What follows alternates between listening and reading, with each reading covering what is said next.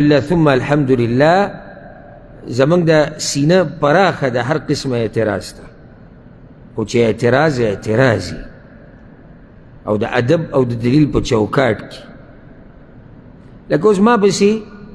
با ډیر خلق دیسی لگیای چه لگیا دی او لگیا او چه اگر ما مثال که شخصی اعتراضات بکی او کلا کور یادول او کلا قوم یادول او کلا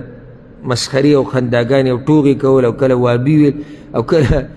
ویکتوری ویل او کلا ویل چې د پیسی ویل او کلا دا بے مذهب او دا بدم د دې خبرو جواب نکیږي څه جواب وکم زه یو سړی لکه اوس یو سړی لګیا دی زما مور خور یا لور یا ښځه کنځي زه دغه وکړم څه یو سړی په ما دروغ بهتان لګي زه په مو لګو